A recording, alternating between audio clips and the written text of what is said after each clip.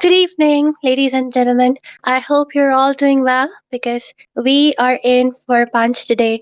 This is Moba India Championship Round 3, Day 14. And on the roster today, we have Team Zenith on the blue side going up against Team Conquerors on the red side. And on the caster's desk, it is me, Asuya, joined in by Debbie. So, hey there, Debbie. Yeah, how are you doing? Because, this is a time where we have to see, teams that are not really popping off to have their stage set up for themselves. Because right now, we are always going to be ready for some different kinds of bands and some different kinds of synergy as well. On top of that, we have to see what kind of, things they will be bringing onto the table. Because right now, for the first band, we have seen Carmilla being taken away. Indeed, these both of them are new teams, so let's just wait and see what they will cook up because right now we are seeing the meta bans happening. Badang always like especially in the Indian meta, he is such a great pick and almost banned in most of the ranks and all the tournaments. And we all know why because the amount of control this guy has is so devastating. No one wants to face off against him. Yeah, this is a Badang who do not want to be in the opponent's side of him. Meanwhile, for their side, they can take out any kind of heroes, That they can leave out any kind of assassin heroes because they already have banned out the Badang and they are into the second phase. They are into the second pick, so they can utilize to this own advantage. But meanwhile, for the other side, we have seen Jusin being taken away. It's kind of unlikely to see, when you are into the first pick, you banning out the Juice. It is kind of unlikely but it's kind of still there, because the meta is not assisting, and attacking meta means Juicing is gonna be having a great time. So they are taking it away, understandable. Yep, exactly. And then again, though, hiding out Carmela can be a good option in the second phase because even though this roamer is really great and the ring, the ultimate, the curse of blood, if it connects well, it can change the tide, the outcome of a gank happening. But then again, there are, I believe, many other heroes which can be banned and they take over priority over the Carmela, though. Yeah, this is a kind of a different drama I've seen so far. So yeah, only the Matilda being banned is very, normal, but the Badang being banned is also good, but we haven't seen the Badang ban into this first phase. It's always situational ban as well because even though it's a very good hero, he has been picked very late, and most of the time, so there are so many prior heroes now because the goal lanes have been opened, the jungles have been opened because there are so many choices, a wide choices. So Suyo is what Bright Garlic is going to be going for because I've seen this hero being a first pick, but if you are first picking the Suyo without banning out the potential counters, you're going to be facing other heroes that can be so good against him. But right now, for the other side, they have to take out the jungle for themselves as well because the Julian has been such a metaphor, you know, popping up quite a lot these days, and I've seen him being put into the jungle and having the chance of getting that snowball potential going on. Indeed, especially with the buff to the rose gold, we are seeing a lot of marksmen, a lot of fighters being, picked up quite often, and Julian definitely being one of them because the rose gold, concentrated energy, along with the feather of heaven, gives him so much sustainability that he is almost a menace. And Suyo being one of those junglers who really need an early game snowball to perform well in those team. In like it will be dictating how well your next phase, the middle phase, and the late phase of the game will be going right there and then. So, like the entire team, the entire draft needs to be something which is not heavily, can be balanced, but then again, something which can support this Leo, and he can be the one who can clean up, who can take away those capitalize on low HP kills. So, maybe a burst poke kind of draft would suit them better right now. So I am seeing Valir being picked up, and that's the mentality. When you see a high loss, just pick up a Valir. Yeah. This is a chance, right, for the Conquest to have the counter for the Hylos again. So Valir, he hasn't been that much of a popularity because the laning is not really good for him, but he's still good with with those annoyance with the fireballs as well with the stun that he kept dishing out, especially onto heroes like the Hylos. I feel like this is a direct answer for that Hylos, but they if they have a Valir now, it's kind of hard for him to escape any kind of damage or any kind of dive that's gonna be potentially coming out from the Julian. So this is kind of a overthinking part from their side, but maybe they have a chance of their own or try to have a better execution into these early stages of this game. But that's where the Louis is gonna be appearing. She's gonna be there trying to be the nuisance, providing a lot of CCs with the Ninian reaction most of the time. So it's gonna be hard for an early game for both of these teams because whoever comes out on top into this early stages of this game, they will be having that good lead for themselves. But you know what? The carry will might might actually be the deal breaker here too. Exactly, definitely, because she has a lot of damage, especially against that Hylos. So right now, what I'm thinking is like the Valir as well as the carry has been definitely picked up just to counter out that Hylos. Will make sense because he is an annoying hero after all. A lot of sustain can be the flex pick, but then again, maybe picking up a CC against a Hylos could be a better option than trading off Valid because he does have early. Then again, it heavily depends on whether you're able to hit the enemy with the first skill or not. You really need to time out that second skill to push people away. And considering that they do have a Loey as well as the Julian, they can just use up, the teleport from her ultimate, just go behind the Valid, go behind the carry, and the amount of short range they have, they will be bursted down pretty quickly just by that combo coming from the macro control coming in from Loey.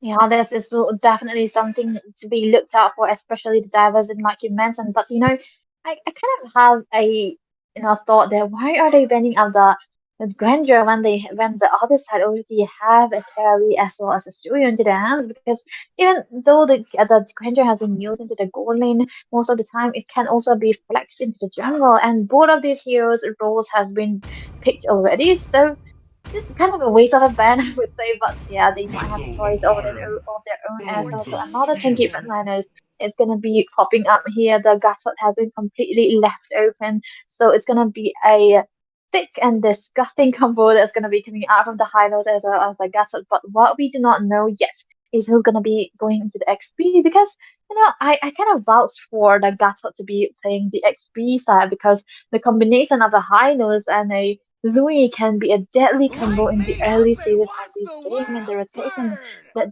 are gonna have is gonna be such a headache for this early game. Definitely, because Louis has so much damage, high loss with the Ring of Punishment. Like right now, they have so much early. Not to mention that right from level 3, Julian becomes a bomb. He can snowball the entire game.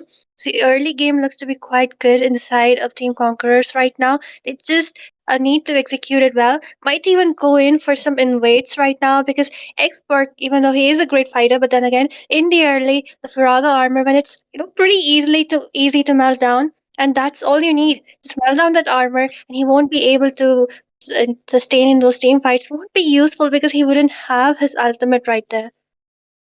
Yeah, I kind of see the reason, right, with the Xbox pick here for Flight Premier, though.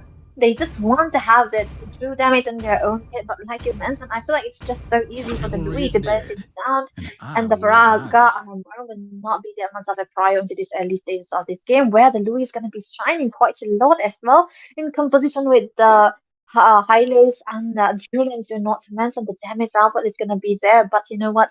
These is gonna be dependent on the execution. But right now, the goal line has been set for both of these teams. So the clean and the carry, I feel like the clean is gonna be having a good time against the carry because of the range that he can. But the damage, the late game damage, is potentially be onto the hands of the carry. But this is where the early game, execution is gonna be so important for both of these teams.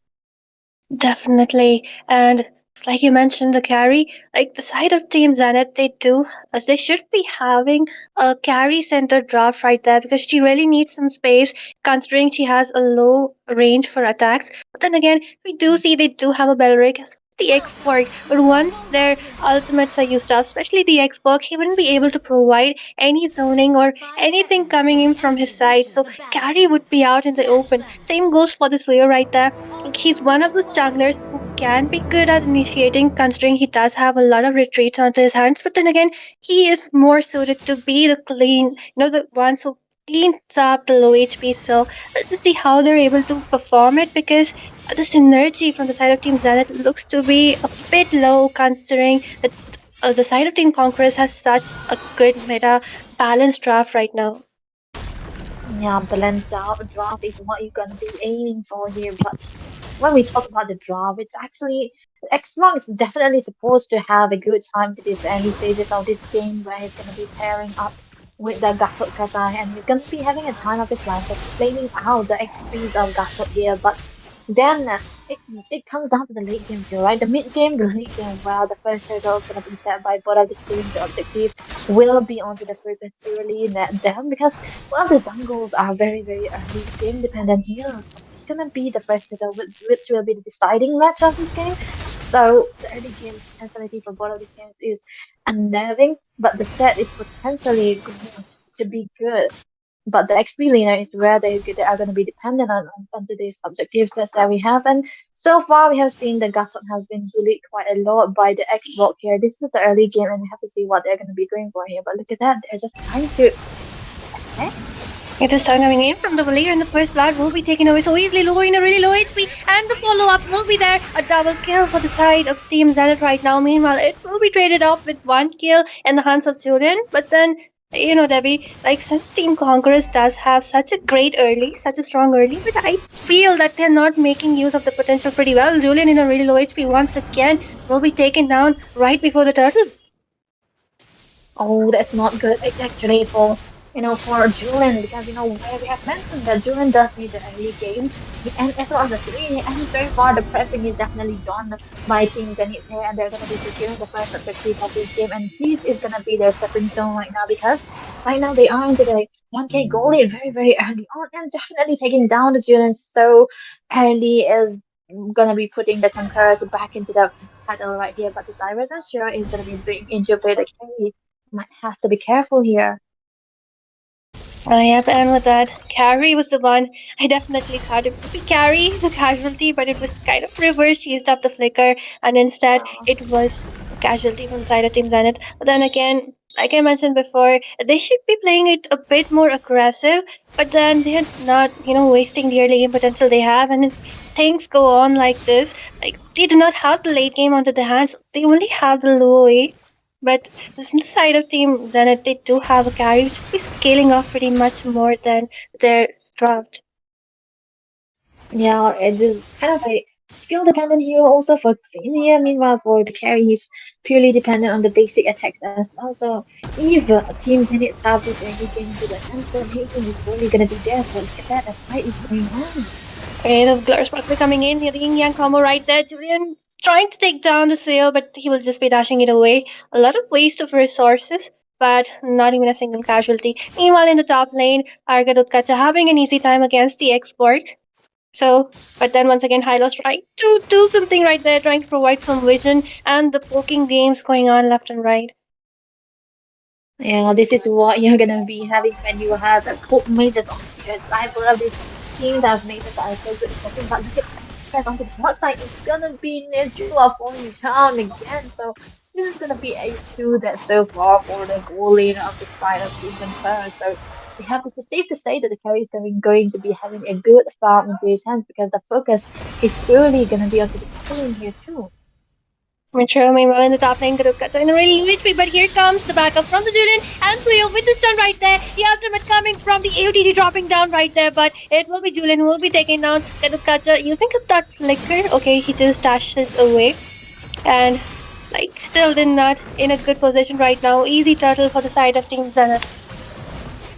Yeah, teams and hits are calling all the shots very far because the second turtle is going to be onto their focus again, onto their side, and this is definitely going to be them the goal lead that they are looking for, and they are perfectly sitting in a 1.5 goal lead very early on, not even 5 minutes into the game, and they are calling all the shots still. So it's going to be hard for Julian here, right? He's going to be not having a good time of trying to farm it up, and I feel like he can opt to go for this good reward pool thing in order to survive a little bit of onslaught, but then the melee comes into play with the basic damage as well. So look at that. The Hylos is not definitely having a good time with all the shots land by the Valir here. So safe to say that the set that's gonna be done by the Hylos when he's trying to play aggressive or passive. It's not gonna be working here so far, but we have to focus on the bills too, right? Because the first bill is definitely going for Ice Queen One for the year here. So he's just trying to look for the slow poke and try to zone out as many members as possible for the side of the fair. But look at that, getting free. Oh yes, understand connecting in right there. Alright, just looking for some engagements right there. Meanwhile, in the top lane, I think another the first year of top will be taking down the macro as well as the micro, definitely in the hands of team. Zenith right down with the core lead of 5k onto their hands.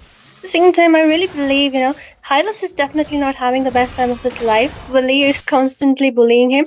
So I think, even though he definitely is baiting out all the skills away, but then the Julian needs to find a flank to take down the Valir, and Louis needs to contribute to some damage in those team fights. In the mid lane, some skirmish happening, the diversion coming in. They are looking for some kill, but no, nothing onto the grab slightly. I would say there was an outward position of anti-heroes and to say because they cannot be a potential attack coming out from them. But Team Zenith, I feel like they can read this out very well because their goaling hasn't been in the game a lot. But look at that, the focus on the highlight again. A glorious pathway coming in, and one casualty right there. Julian will be forced to flicker away, and with that, purple will also be denied. And things are not looking good for Team Conquerors with that.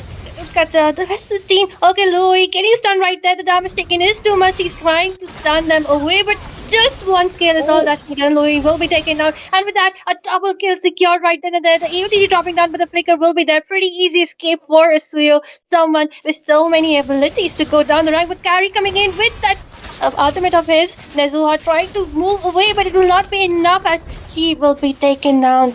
Oh my god. and this is a very, very good sign for Team Zenith when you are winning your goalie is winning a solo kill onto the lane itself. It's just a call of darkness, I would say, and especially a carry and a clean. You never know.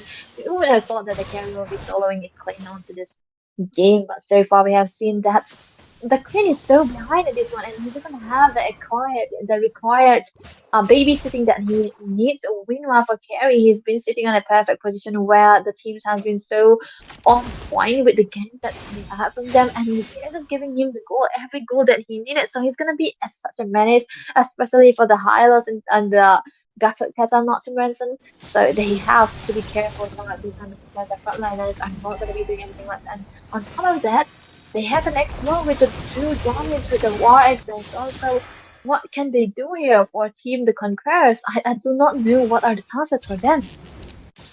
Definitely, and on top of that, he does have 4 lives right now, an extra life provided just by that immortality.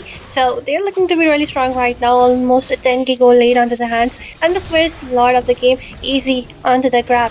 Just like I said before, Louis, like the side of Team Conquerors does have a Louis. She really needs to aim someone, try to melt down some of the HPs right there, and Julian needs to find some flank because I think Hylos, even though he's getting melted down, he is being the bait which you really need. Yeah, the bait is what they have to look for, and he does go for the full hit pull of Destiny, and I feel like he should rush that Radiant Armor instead of that, but look at that fight, Asuya. Okay, that was a very, very bad positioning for him, and he will be taken down. For there, I think there is some communication gap coming in from the side because just look at them the way they're losing out on the macro left and right, and like not even a single turret down from the side of Team Zenith right now. Yeah, and then it's not gonna be looking good when you have a highly early game hero dependence like this, and you losing out. Just a sign that you are not gonna be having that win conditions that you have. The team points are not straight for you, but look at that, the dive.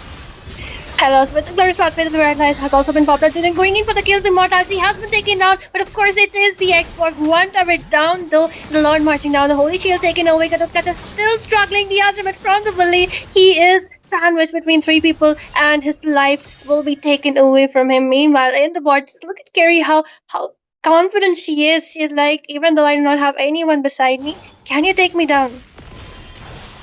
Yeah, that's the question here. Can you even take me down if I'm in front of you? That's what he's saying right now, right? Showing all the dominance that he did. But look at that, the top side.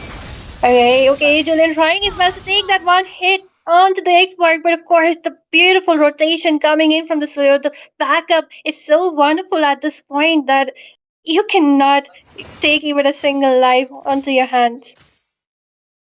Oh, that's, this is a very fine find that Julian, and even looking at the XP so far, it's not gonna be looking good for him as well. Meanwhile, for Garlic, he's sitting in a perfect lead. Julian is so behind. He does have only two items on his kit, and this is not what you need for a Julian. Not to mention 10 minutes of this game, and he hasn't had the farm that he required. And all the shots has been called by Team Zenith here, even if they want to go for those aggressive kind of team fights, they are willing to do so because they have this the equipment to go for it, and then they do have the tech too. And I mean, for the Conquerors, right? They do not have the lead onto the Louis, so the Louis when he's behind, I feel like she doesn't have the net control. The diversion is completely gonna be useless, even if she try to go for a Mary play. That's the only thing that they can go for, and even so, it's gonna be hard because looking at the scores, it's already 14-1, and the goal lead is 11. So we don't see this kind of goal leads in 11 minutes, right? Yep, definitely. And with that, if you do look at the equipments though, Hylos, he could have gone in for the Elegant Gem and the rest of the equipments first, but just decided to go in for the Clock of Destiny. And like they do have equipments, but then look at the gold lead, like 8k gold in the hands of Xbox right now, 9k in the Suyo. Like they are doing so well right now, and I think the second lot of the game would be pretty uncontested unless Louis, makes a great diversion gameplay and changes the entire tide of the battle. I do not see any hopes for the side right now. Yeah, this is going to be hard because there's no security onto the boosters. And for the Sun of Zenith, they do understand where the position of the Louis is going to be changed in because they are securing all the boosters there too. So it's going to be hard, even if they try to contest, but it's not. They are just so behind. They do not have the damage, and even the Lord clearance will not be enough because the Queen is kind of the marksman that's highly dependent on those skills as well. Also, yeah, in comparison to the carry, he's not gonna be having a good time clearing out the lore as well as the square minutes that's gonna be spawning right about the lore too. So I feel like Gen Zs, if they can try to go for some kind of like sinking into the lanes and try to step out, try to sink their minions in good position with the Lord, they'll be able to focus onto these three inhibitors at once and try to zone out, isolate the members of the Conquerors because they have the chances, they have the equipment, and even they have some chance of survivability into their kit as well. Yes. And with that, the Lord marching down, the top lane isn't synced well enough though. And with that, the team also following up behind, looking for some exchange, the final exchange of the game, the first inhibitor of the game, the AOTG dropping down on the carry, but everything else is missed out. Julian looking for an exchange, a flank on to the Waleed. Waleed taking a lot of damage right there from the carry as well as the Waleed. Will he be the one on the casualty? Of course he will be. Carry will be melting him down so easily. Meanwhile, in the front lanes, it will be a pride Paneer who will be taken down by the Louis. That's all she needed, though. She was looking for an opportunity for people to just gather up, to group up, so that easy yin yangs to everyone. But the team fight is still on. They are looking to take down the third inhibitor, the only one which is remaining in the hands of Team Conquerors right now. Yeah, I feel like this is perfectly good enough for Zenith here. They did lose outright for Neo onto this for extending a little bit because the zoning coming out from Gata zoning out to other DPS might eventually be a good thing here because he traded his life, but he's just he's just trying to save out one inhibitor at least, so in order to make them stay in this game for as long as they wants to be. But then again, it's kind of hurt, right? It's kind of hurt because their only late game win condition might eventually be putting all onto the hands of the queen right here. But even so, the carry has already been farmed up and he's going to be having the time of his life just trying to move in and out, just trying to dish out the damage because he does have the frontliners as well as the protector on her side. And meanwhile, the tanky frontliners for the side of the compare is not having a good time because the true damage is too much for them to handle. Even Butter with the AOTC, even if he can dive in, there are so many kinds of CCs coming out that can literally displace him time and time again. So yeah, the position is going to be so worrisome for the Conquerors here. Yep, definitely. The damage is so much. We just look at Suyo. He hasn't even gone in for the Blood Wings right now. Complete damage equipments right there. They are so confident right now because he knows there is support from the team. And one thing which does lack from the side of Team Conquerors is like even if Karukacha is diving in, even if Julian is diving in for the backliners, and that's like they know who is the priority. then again, there isn't enough support coming in from the rest of the teammates. Louis really needs to, plan up those diversions, take like a little bit of damage to the carry or even the valet so that Julian can just swipe clean it up. But then we do see some skirmishes happening right there. Okay, Fright Bunny taking a lot of damage right there. And here comes the ultimate. Will be Julian who will be falling down. Oh my god, right before the Lord. One jungler down. Hylo's trying to just clear up, trying to defend the last inhibitor, which is there. The yin yang combo coming in. And Karukal is trying to taunt someone. But of course, Cleo, that's how irritating he is. So much escape, so much invincibility onto his hands, and with that, the last remaining inhibitor will also be taken down. Will this be the end? Will this be the final march as they are still trying to push in? The team fights the true damage coming in from the carriers. The Xbox right there, Glorious Pathway coming in. The Ring of Punishment trying to dish out some damage. The Lord also joining in right there. And the AOTG dropping down, but once again, Carry will be just dodging it away. Valid trying to tank it up. And I do not think with the Vengeance is trying to save him, but of course, it will be another casualty. And the damage coming in from the carry. The ultimate coming from Melrick once again. And Louis will be melted down along with Nezuka. The base's HP is also draining down. And it will be a perfect victory in the hands of Team Zenith. What a perfect condition for them, just making out their builds, making out their early game, using the early game for their full potential. I'm looking at the builds of the series so far. He's been going on for full damage because he knows that he's a level ahead. He's levels ahead. His goals. He's got all the goals that he's looking for. And whenever he dives in with the Soul Saver, he's always gonna be hurting the backline as well as the front line too because his XP based damage. And we have seen how much of a damage that he can deal onto the frontliners too. So when you have a weak frontliner, when you have a hero that can deal with your frontliners, your backliners are gonna be, in a position where they have to look for safety without protection. So this is what happened for Team Conqueror here. They weren't able to find their good positioning even with the Louis so perfectly on. A perfect hero for all those CC constant CC with the Dwarfies too. It wasn't enough because they have been chunked down very very low even before the team fights has been started, and a bit of rotation too coming out from the Conquerors as well because they did take out a fight that they weren't able to do. They were the execution weren't perfect, I would say, because Team Tennis whenever they were looking for objective or team fights there, the synergy coming out from this team has always been on point. So I feel like this is kind of a part where Conquerors should have taken heat on.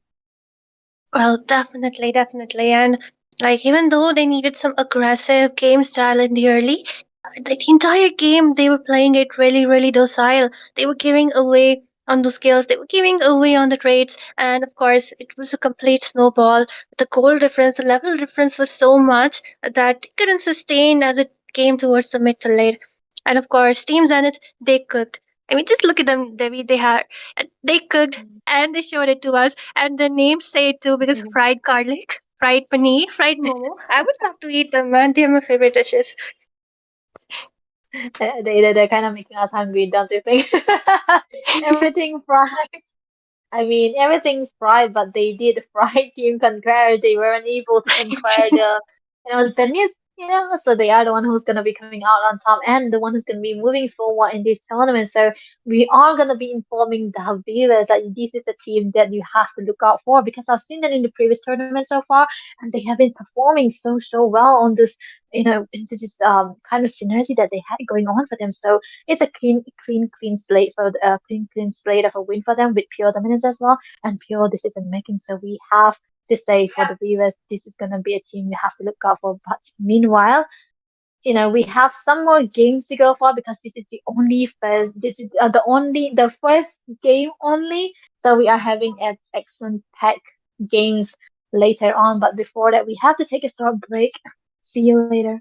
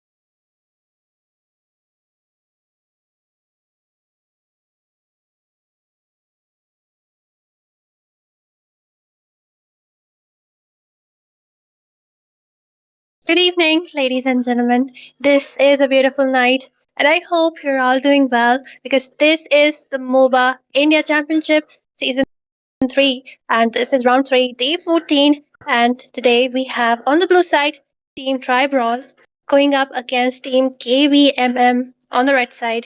And today on the caster's desk we have someone special. It is of course Mia Suya, but I will be joined in by the GOAT, our Kronos, one of the best casters in India. Hey, thank you so much, Asuya. You guys see what she did there? She just said it's special because she's on the desk. So every time Asuya is on the desk, of course, it's going to be special. And thank you so much for that, Asuya. But of course, I think it's time to get down to the nitty gritty. These teams have been waiting. Apologize to everyone who's been waiting. You guys are waiting because of me. I didn't know I had a little bit of a timing issue, guys. Sorry about that. But, I mean, the word will be the wait will be worth it because we are gonna get down into the game anyways. And Asia, looking at the way that the MOBA Indian Championships is going around, the way that everything has been coming together, I think this is where teams need to highlight themselves and kind of separate themselves from the rest, right? Yep, definitely. And especially considering that we are seeing new teams come up day by day, new blood. And, it's always exciting to watch these new teams play out because who knows, we might find the diamond in the rough in among these not so known teams. Yeah, I mean, they might not be known, but they want to make a name for themselves at the moment, and that's what this is all about: finding a position, finding a way to make themselves known, which is the most important part of this. And at the moment, I think looking at the bans, Asuya, it looks okay all across the board, but I still don't understand why, if you're on the blue side, you'd want to ban out Joy and Suyo. So this probably comes down to their comfort in terms of picking the heroes, and that has been the difference maker so far. But at the moment, they are, they're going to go with the Hayabusa in the jungle, which is very counterable, especially as a first pick. Yep. Like maybe considering the Indian meta right now, people really love to pick up that Badang. And also considering how much CC that guy has, maybe going in for something like that, maybe a high loss could happen better because even the Matilda is right there onto the grab, but it's just been taken away by the red side. Yeah, and I think at the moment, you know what, actually, I want to highlight instantly what the red side have done, right? Because they've gone for the Matilda, which is really good in the roam position, no doubt, kind of synergizes with all the heroes present. But you go for an Aurora, instantly you're putting yourself on the back foot. It's like you take 2 steps forward and 1 step back. Why? Because Aurora does not have the wave clear in the mid lane. Kind of takes a long time for her to clear that out. Yes, with the help of the Matilda, it's possible, but then again, you're not instantly clearing. And I think that comes down to the other side. They go for the Tiger, which has a lot of CC presence. So that instantly means that this Matilda will have to go for a Purify if they're kind of putting any respect towards this Tigreal's implosion. But yes, you're counteracting the Ogi Shadow Kill that comes from the Hayabusa. Oh my goodness, Fire Fist. This guy does not want to wait any longer. He just want to go straight away for that bravest fighter in the backline. And you know that backline's not going to be safe when you're going against that Lapu Lapu. Well, yes, definitely. But then again, they do have a Matala. Like, even if he goes in for the kills for the aiming, it can just be disrupted by the Matala, the guiding which will be guiding people away. At the same time, I do see some, new picks. Like, especially, I do not even see this Lapu Lapu as well as the, uh, what's his name? I even forgot Thomas. That's how underrated he is right now on the EXP lane pick. Like, both of them are kind of new picks for me, especially in a tournament. Yeah, I think, I mean, it's new for you, so let me set you the scene, right? This is what usually happens when you go for a Lapu Lapu versus a Thomas. Both of them, they're gonna fight each other out, but nobody's gonna win, nobody's gonna lose, unless and until there's a gank on the other side if somebody eats up a little bit of a tower damage. So the Cauldron Inferno that comes out from the Thomas definitely deals a lot of damage, especially he wants to be in the midst of the fight, right? He wants to be in the thick of it. And looking at Lapu Lapu, he wants to dive into the back line. So what you're gonna see a lot of, if these players are, up to that level that we expect them to be, they want to cut the waves, proxy each other's waves, and then go back into the team fight. That's what you usually see coming out from a Tamus, especially, and a Lapu Lapu. But given that we're looking at the Indian meta, we might see a lot of 1v1s going against each other. And if the Hayabusa is on point with his rotation, we might just be looking at a Tamus first blood. Well, might be possible, but then again, we are seeing some different bands right there. Melissa as well as the Julian, I think, right because of that buff onto the rose gold meteor, they've been picked up quite left and right a lot because they can sustain quite a lot with the lifestyle which they're having. So, but then again, banning out of Vexana, I think, like, even though it was there earlier where queens, the two queens of the mid lane was Aurora as well as the Vexana, but right now they have much better options. They could have gone in, even for a Valentina because like if they just copy up those ultimates from the Tigreal or even the Wiggy Shadow Kill, like they can have some upper hand with the crowd control they are lacking right now. Yeah, they definitely need that crowd control, especially in the mid lane going against an Aurora. And you can see on the other side, they take away the Nolan. They don't want to leave any stone unturned. At the moment, they need to fight for a gold laner or a jungler. Looking at the junglers, yes, the Fanny is open, but then that's a very high mechanical hero. Yes, you have the Link, but not the best option over here present. The Julian's been taken off the table. If you ask me, Alpha is the way to go. You have the Matilda, you have the Alpha, Matilda Alpha combination. You guys close your rank game, surrender. You don't even have to fight for it because you know the opposition is going to win. So if you want to boost up your rank games, guys, simple. Just pick the Alpha, pick the Matilda. You're not going to lose, especially if you have an Aurora on your side. That's an easy win. So if you ask me, Red Side's got to go for the Alpha right now because you want to keep your goal laner until the end. Look at what the opposition has to pick up and then counter it in the lane. Yep, definitely. And with that one reason why, okay, are we seeing two mages picked Hey, up from yo. the start? Maybe it was some issue, but okay, might as well go in for the classic Nana marksman at this point. See, this is what we get full crazy. We go intense with the analysis, Asuya, all the time. We get to the nitty gritty. Who's gonna win the lane? How they gotta go? Which side they gotta be aware? And then all of a sudden, it's like, do you want to be friends with Nana? I mean, shout out to Nana Plays over here as well. She's been helping coordinate with the tournament and everything. But I mean, come on, guys. She's here all the time. You don't gotta pick a Nana to kind of impress her. It's just like, hey, do you want to be friends with Nana right now, Asuya? I don't want to be friends with that Nana because I don't want to see that kind of a Nana in my game, especially when we need a marksman, right? Yes, definitely. Let's just see what they're gonna do right now because that one pick has completely kind of ruined the draft for them. And with that, we are seeing a Louis being picked from the side, so they do have the macro control onto their hands. But then, hands down, that how fast the Matilda is gonna move Nah. around the map, how much are they gonna rotate? Because right now, especially I do see a Gusion, which I do not think is a great pick right there because he will be diving in, but then again, Louis can just, burst him down pretty easily. I mean, yes, but I don't want to see the Gushin come out. This is classic Indian epic brawl meta that we want to see. He wants to go for a Ling. It's going to be Assassin versus Assassin showdown. And I think this guy wants to go for a Lancelot. Fake Memphi. I don't know if you're fake or not. I am real indeed. But at the moment, Asuya, you think he's fucker or fake? It's Faki. Okay, Faki. there you go. My fault. My fault. I was trying to get it right. I was trying. He's Fake Memphi at the moment. So, looking at this Lancelot in the jungle versus a Hayabusa, it'll be interesting to watch.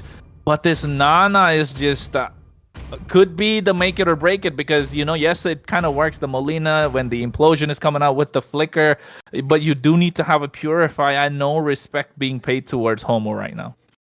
Definitely, like Tigreal is a great tank, but there is an easy counter to him that is the Purify. But right now, they might be, too much confident because Aurora does have the Pride of Ice, and she might be thinking that even if the Wiki Shadow kills or the implosion comes out, even if I die, I do have that second life. Same goes for our um fake Memphi because he does have a lot of invincibility in his skills. So hands down to the execution right now because Nana is definitely going in for the marksman build right there.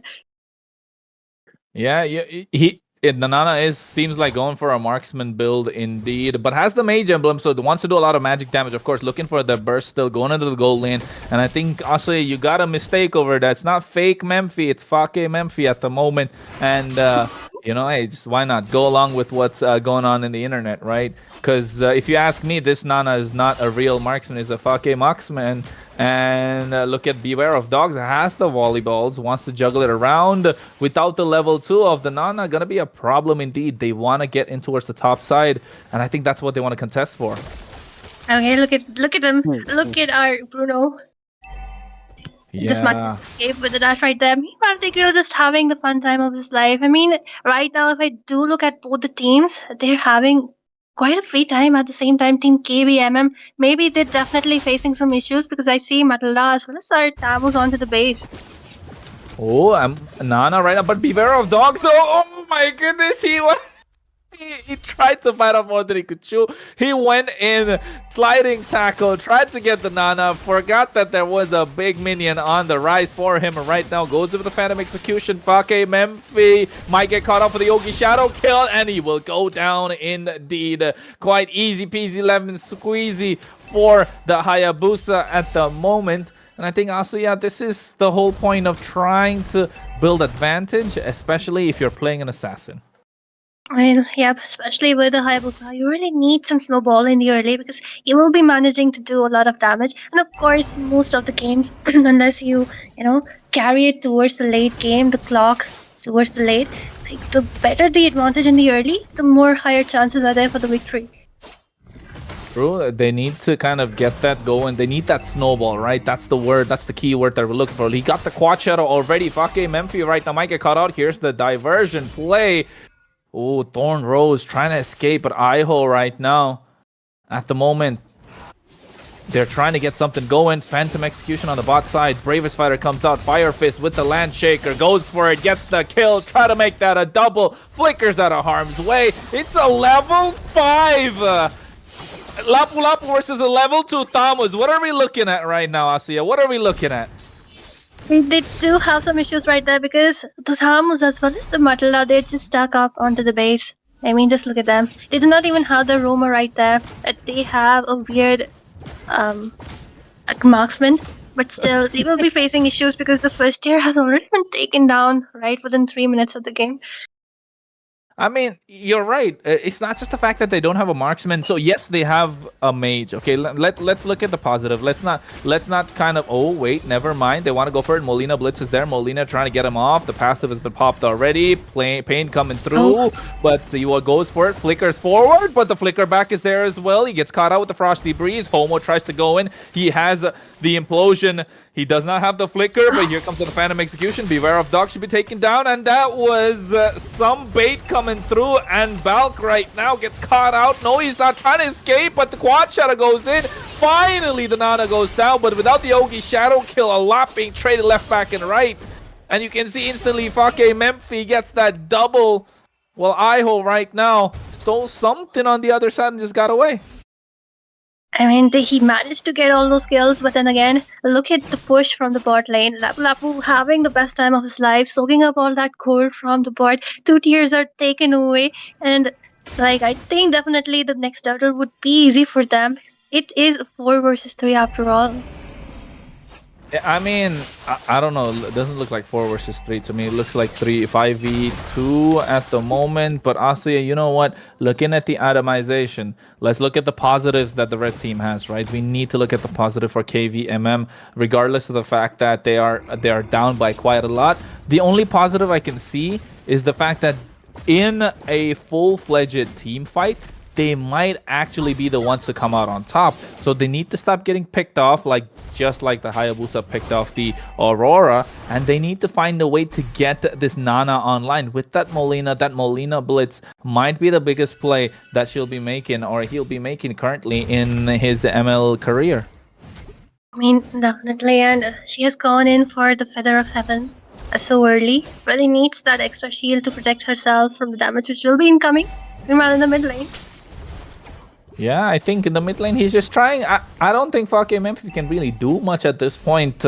All you gotta ask him, are you the real Lancelot or are you not? Because half HP trying to go in, it's like all those shorts and the reels that we see, shing, shing, shing, shing, and then just unfortunate, instead of getting the victory sound, you're gonna get defeat. But because at the moment they're trying their best, but just not having the numbers in on their side just proves to be that they're just on the back foot. yep, and at this point, I do not even see any hope for them. They're losing the macros, they're losing the micros too. I mean, Lancelot is, a far game MP, he's trying his best, but what can he do? Nana with the Blood Wings right there, Hayabusa going in for the kills. Ooh, that was a good ultimate coming out from that Aurora Frigid Glacier. Caught them in his boots. He got too aggressive. And you're right. Finally, you got Asia to say Fake Memphi and not fake Memphi. Because, come on, Asia. You're right. I don't think he looks like a real one, does he? Um, Definitely, of course, he is not. He is Fake. I mean, Kronos has said it, so of course it is Eh, Fake. that's what his name says. We're just going by their name right at the moment, nothing more. But here comes the diversion play. Look at that. They're trying to get on the brush. Fallen Owl right now wants to go in. Oh my goodness. The dispersion rotation combo is just too much for them to take. Pride of Ice has already been popped. And at this point, they need to find answers. I mean, I'm not sure if they requested for a pause because I don't see it just yet. But if you ask me, oh, that's what I was talking about, right? That's what I was talking about. That Molina gonna make that play, and that's what they gotta look forward to for the rest of the game. Um, they have 7 minutes into the game. Like, even though they are on, kind of a losing end, they still have managed to equalize on the kills. I mean, only 1 kill difference for them, but the second turtle is up, or might even just directly go in for the Lord at this point because they do definitely have the upper front right now. Yeah, they definitely have the advantage. The big shutdown is there. Quad Shadow on towards him. He has the Blood Wings as well to try and help him survive, and almost got taken down. The passive of Blood Wings just popped in at the right time, so had enough opportunity for that Nana to survive.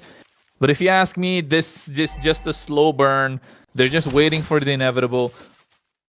It's like one of those games where you're not gonna win, but you just gotta wait because the game doesn't allow you to surrender, or your other trio teammates that you're going with, that's on your side, don't want to surrender. So you're just waiting for that moment where you're gonna die, and that's what's happening to Fried Rice right now. I'm not sure if it's chicken or vegetarian, but got taken down. Fire Fist into the back line, trying to go for a little bit more, and he got the double, took them down. 3 down for the side of KVMM.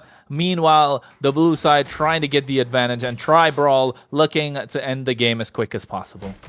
Yep, and I do feel sad for the Matilda because I really love fried rice, and just dying without just satisfying the taste bud of any person. That's a very, very sad thing for something which can be eaten.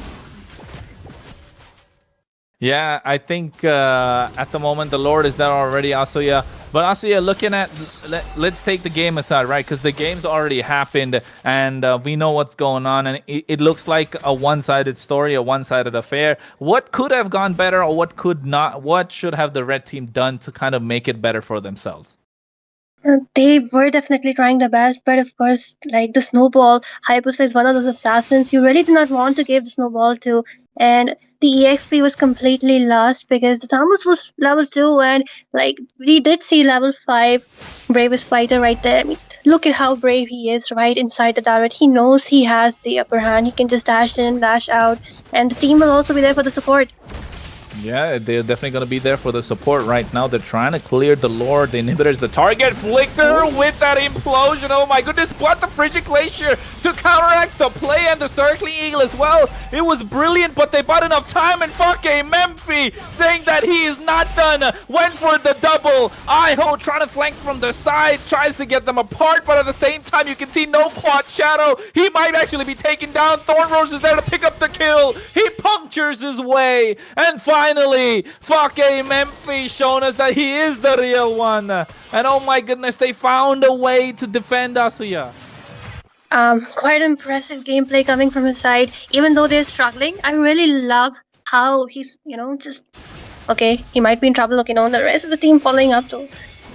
Oh, Homo. I'm not sure what he's thinking of at the moment. Fire Fist went in with the bravest fighter, got that Landshaker down, so it was right on time. But Fried Rice trying to find a way to get Fake Memphi out of there, and yes, he does with the help of the guiding wind. Molina Blitz on towards Beware of Dogs, but the dispersion rotation is just too much for this Thomas to deal with. He does not have the right itemization just yet. Went for the corrosion sight, which is an important first item to get his power spike on the board, but without having that radiant armor or Athena shield or even a silence robe, he can't really do anything. But oh my goodness, goodness, fucking Memphi. What are you on? He went for the Phantom Execution, but gets caught in the Landshaker. Thorn Rose, unfortunately, not the Kyrie we want to see in this game, but gets taken down. And now with the advantage, they're looking to end the game, Asia.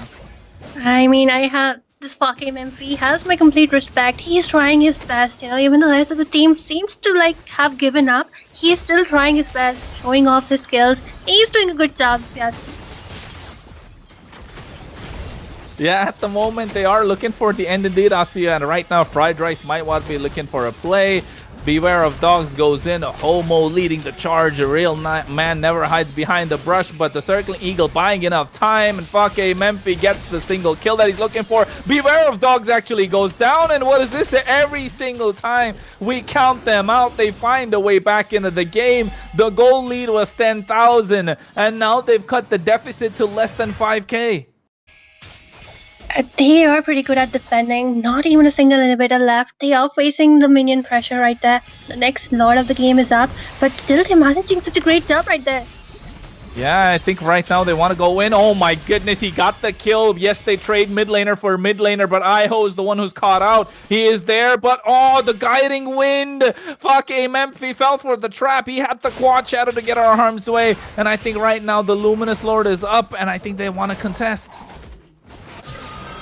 They might be in a position to contest right now, but then again, they really need to be careful because I do see the Lapu Lapu zoning away the damage dealers. He's doing a great job, and then lacking the purifies, they even need to be beware of the flicker implosions which will be coming from the side of the Tigreal.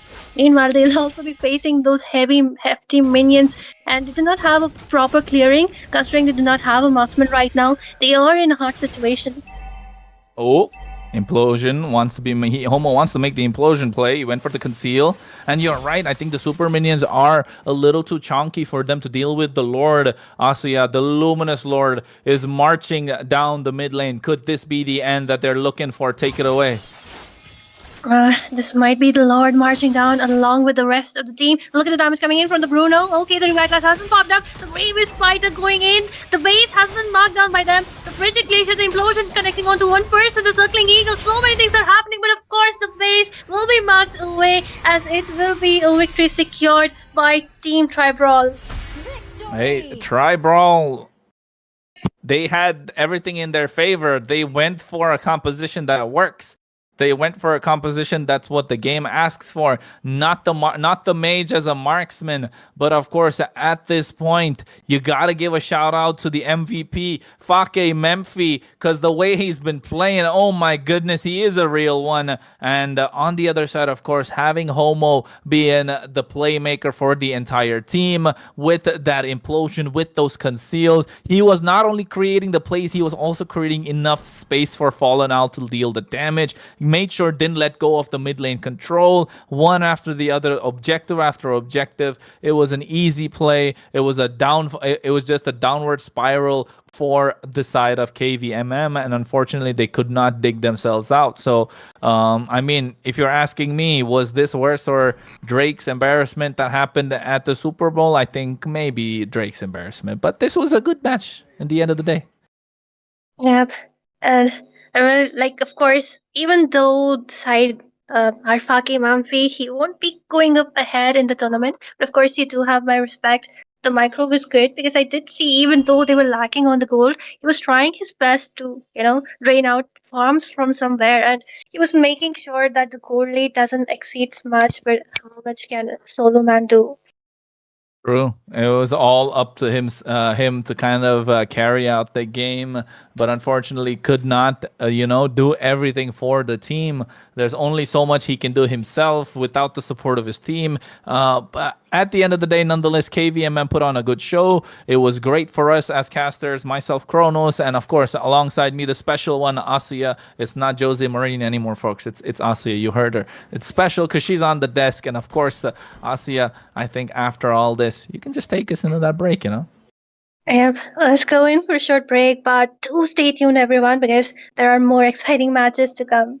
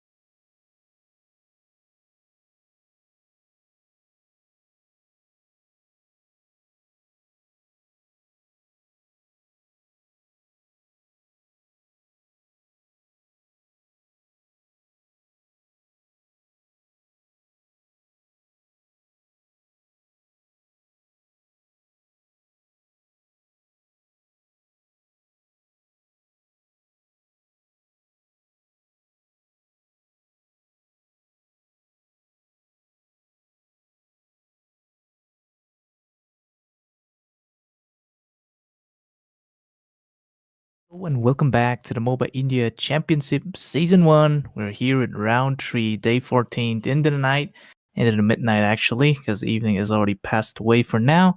But yes, we're going to be having teams that's going to be in the blue side as the ET, and on the red side is going to be DS. We don't exactly know what their full form is. It's definitely going to be alright because I'm going to be joining by my co-caster, none other than Wanz. How's it going, man? How's it going? Or maybe not. There, I think the technical issues are going to be spiking for now. So while Wanz is fixing his technical stuff, why don't we just jump in straight into draft and see what's actually going on? Because ET here already starting to kind of ban that Fanny, and as you know, the Fanny does do a lot of impact on this meta because it's either a pick or ban. You know, it does have these kind of counters that can go against Fanny, but you know, on the hands of a good player, it's just way too much. But I feel like Wanz is finally here. How's it going, Wanz? Yeah, just fixing the connection issues there. So Yeah. both to catch me up, what's going on here? Yeah, nothing much. It's just that the blue side is going to be ET and red side, as you can see, is going to be DS. So Uh-huh. nothing much fancy so far. It's just those meta picks and meta bends that's going to be coming up for now with the Suyu, the Fanny, and also the Hylos. Wow, I mean the Hylos ban, coming out from the side of DS, it's really odd. We do not regularly see a Hylos ban.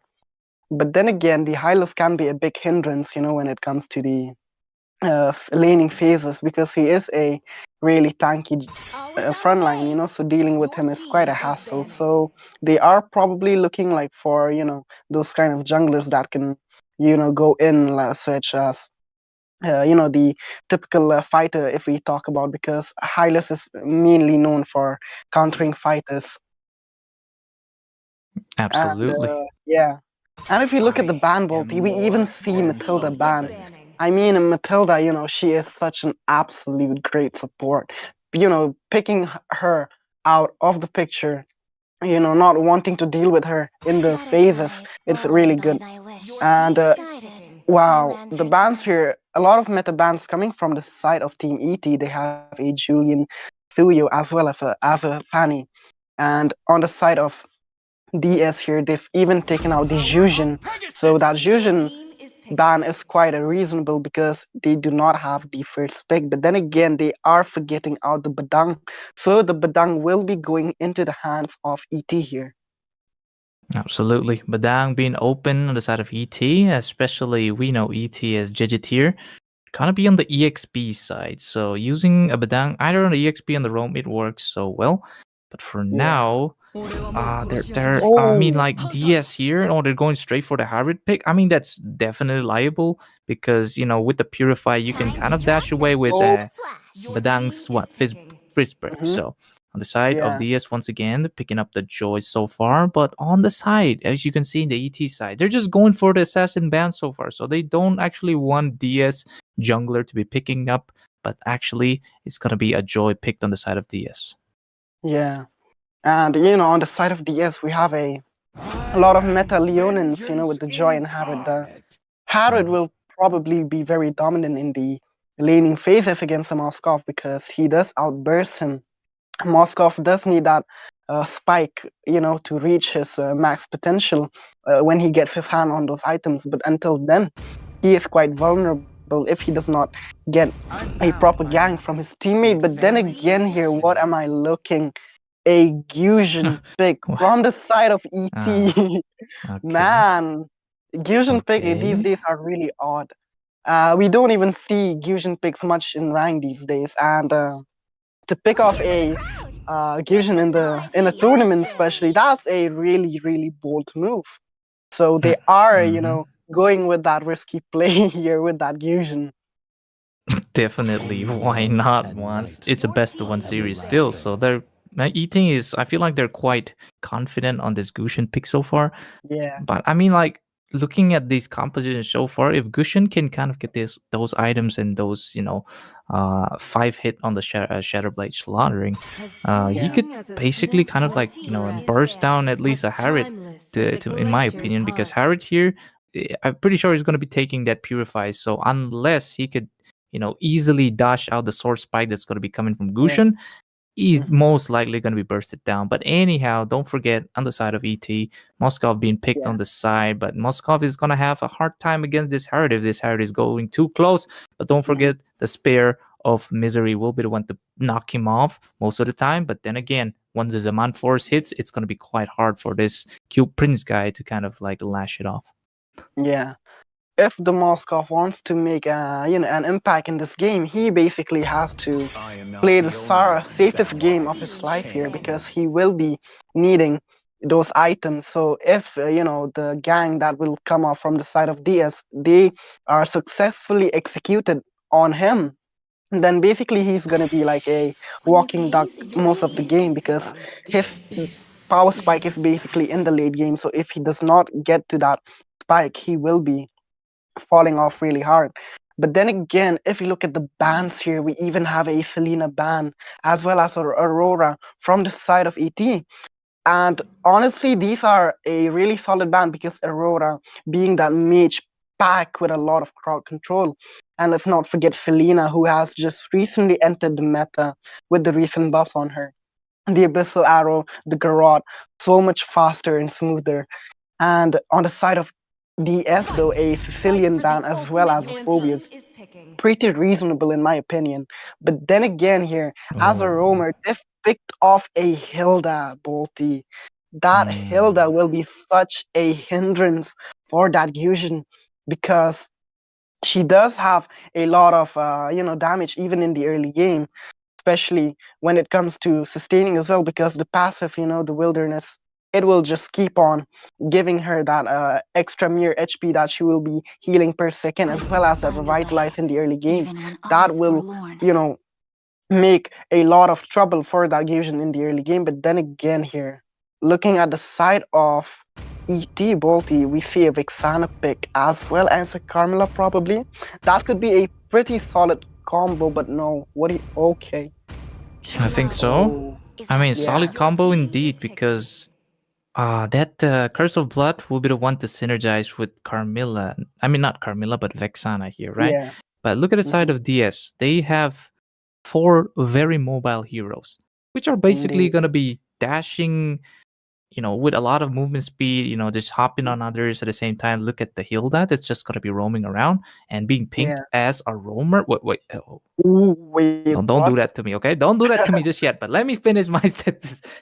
And with 4 mobile picks on the side of DS so far, but to kind of like response to that, they're like picking this Vexan on the side of ET because Mhm. having that mobility, the only thing that can stop it with a cursed grip by Vexana, Yeah. which can kind of like cut off this engagement that's gonna be coming up. But whoa, Wait. what a pick!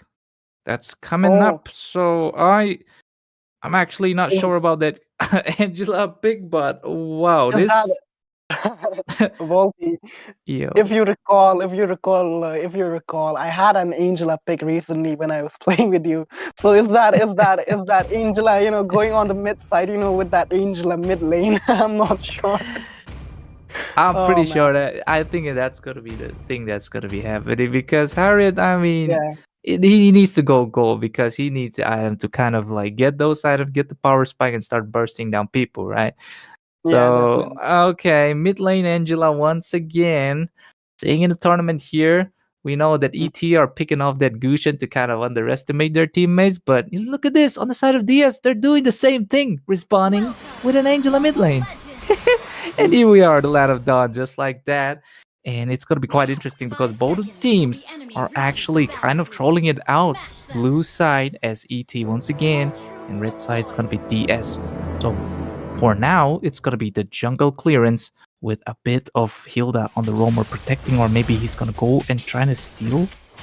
Or maybe Yeah, not. probably just, sitting around those bushes trying to look for a possible lost lamb, but then again, no one quite there yet. And on the blue side here, ET just gonna focus on that orange buff for now. But then again, both teams are farming in the early phases of the game, so not much going around. But then again, here we see that the Joy already, taking that orange buff there. So we'll probably be rotating around the purple buff. We'll probably go there to the EXP. But then again, here the Hilda, Bolty already with that early game rotation against that Moskov Oh. here. Oh, Q Prince, almost overextended, gets baited out. Anoswald the gold coming in to save the day once again.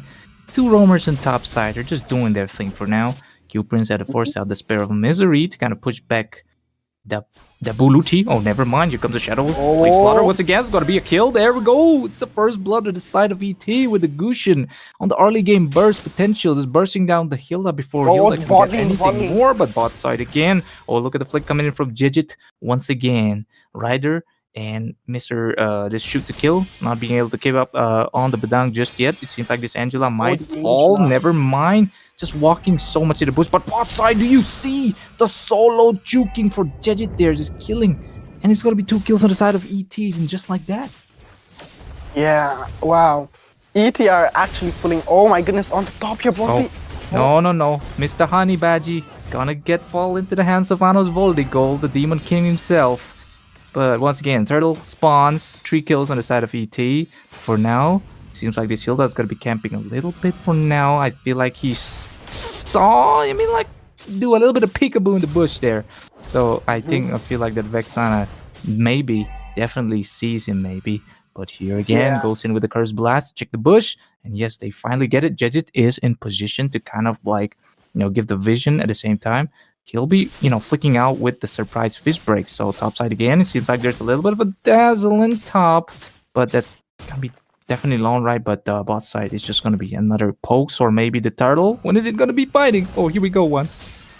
Yeah, the turtle fight is already stirring up here, and Bolty, look at the roamers always in the front. Oh no. Ryder riding up. Oh, he gets a lot of CC, gets killed instantly. Jejit's gonna be the one to killing. Oh, double kill. There we go by Jejit. Mr. Badang with the fist cracks. SOD, big pop. Q Prince gonna be the one to come in. A little bit of a nibble on the side. But as you know, ET gets the upper hand, getting the turtle for now. And with that being said, 5 kills on ET so far. ET, they go for the troll picks, but on the side of DS, even though they kind of go for the troll pick, they can't really make this work because ET is just way too, early game just farming this out. Yeah. Oh, Wow. mid-side Wow. Angela going down once again. That's what you get for picking a mid Angela because it's a Gusha you're talking about. He's just going to be bursting you with the Shadow Blades. Top side once again. Mr. Honey Badger might be falling. Pops in. That's the Mount Force once again. Double Looty gets taken out once again. Q Prince will be the one to take the kill. And look at ET with 7 kills on their side so far. They're on the goal lead again. And look at the Q Prince. Let's see his items. He's going for the Trinity. Definitely going for more. I feel like this is Angela falling once again. Curse of Blood being popped as well. Ryder trying to dash it out, but might get taken out. But never mind. SOD connecting for now, but nobody's going to be dashing out quite yet with 8 kills on the side of ET and none on the side of DS. Yeah, if we look at ET, they are really ahead on the lead. The goal difference is just way too much. They have a 4.6k goal lead at the moment. And on the side of DS, they don't even have a single kill here. But then again, on the mid though, shoot the kill. Tanking a lot of damage. Oh, gets a little bit of a fist break. And here comes the Rider with the electrifying beats. But will he be beating? Instead, he's going to get a beating from Jejit there. Rider still wants to go for more. Does not have the electrifying beat to do just yet. But Hilda takes out Q Prince once again right now. It's the first kill on the side of DS. Oh my god. Fights coming in still. Jejit is a very tanky boy. He might get it, but yes, he escapes. And look at the Curse of Blood connecting. It's going to be Kellier. Taking a double. There we go. Old Chabri Gushin assemble the chat as your Lord Gushin here, getting the kills. 10 kills on the side of ET so far, with just one. Just a mere one on the side of DS. Turtle spawns again. Yeah. Wow, ET are actually really pulling this off really hard.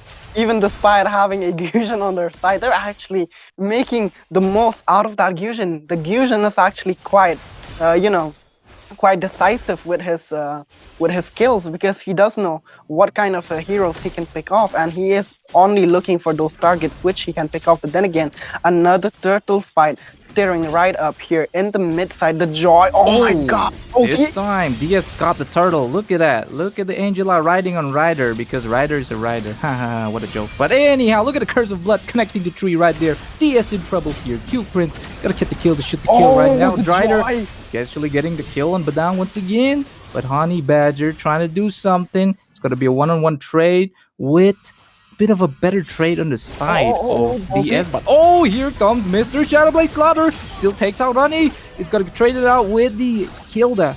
And with that being said, that is definitely a better trade on the side of, I think, ET right now. Man, they did get a lot of kills though, but let's not forget that on the side of DS, they have taken down all the bounties that were on the head of ET. So they have Hey, maybe. that goal on their side. And if you look at the goal, oh, what's cooking here in the bot lane though? Man, the God, Vexana. man.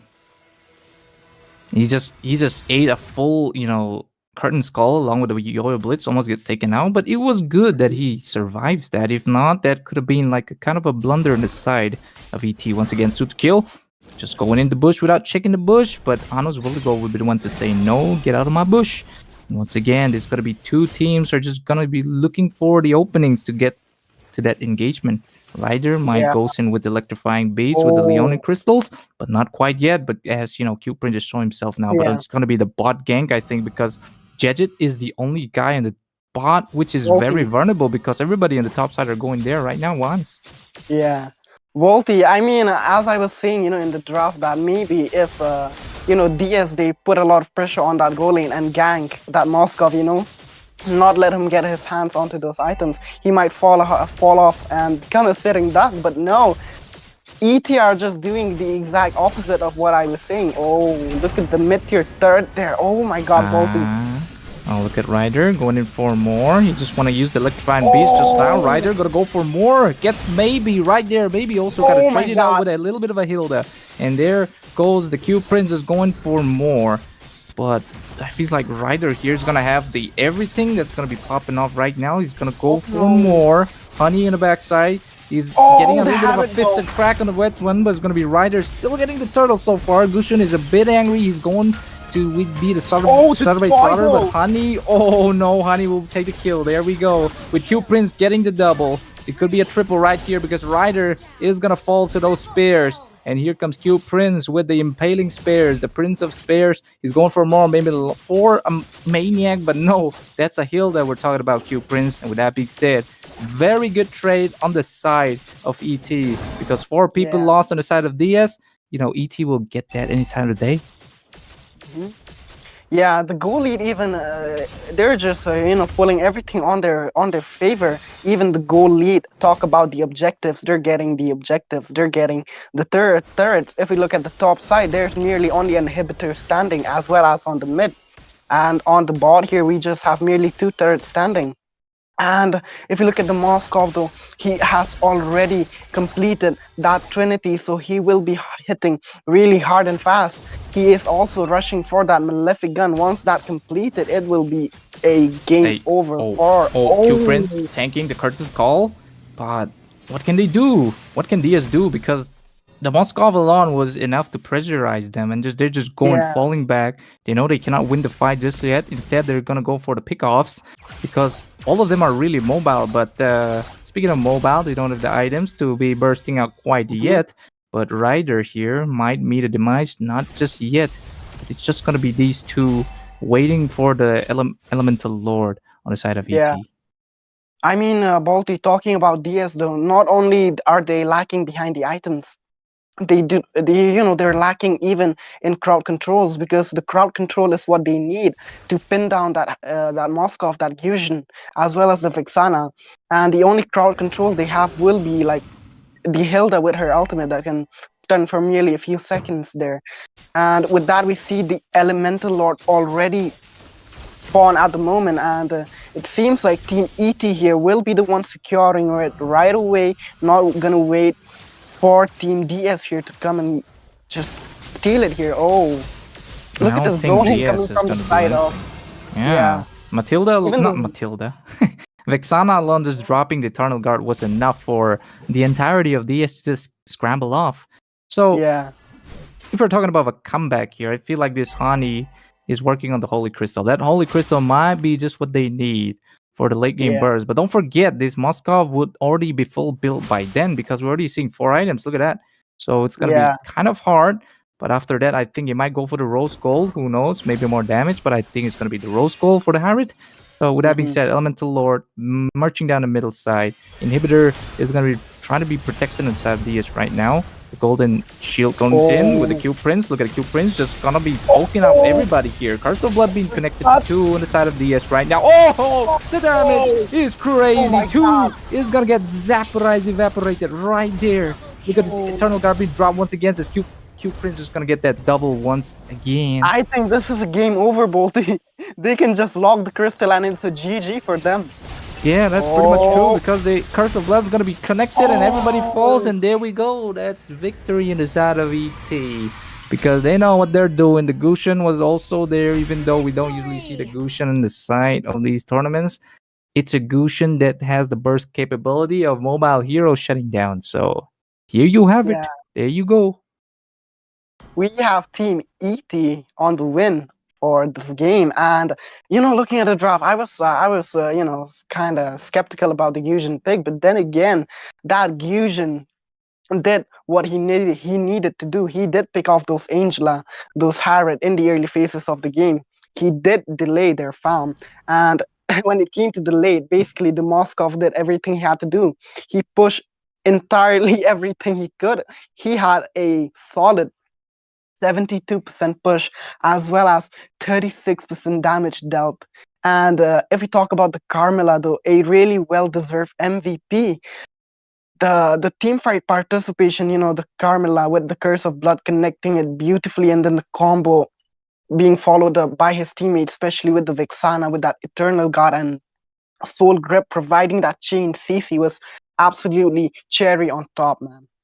Yeah, just Anos Volgold as the Demon King himself with the Carmilla as a Vampiress, I should say, Yeah, connecting the Curse of Blood. As you can see in the final fight as well, the Curse of Blood, we saw it 2 times, and both of the times were enough to eliminate everybody on the side of DS, right? First up, it's going to yeah, be the Hilda and the Who, and it's going to be the CC. They fall to the Curse of Blood by connecting to them. And the last one, three of them getting caught there and just dying instantly again. So this yeah, is a deserved MVP for the side of ET Roamer.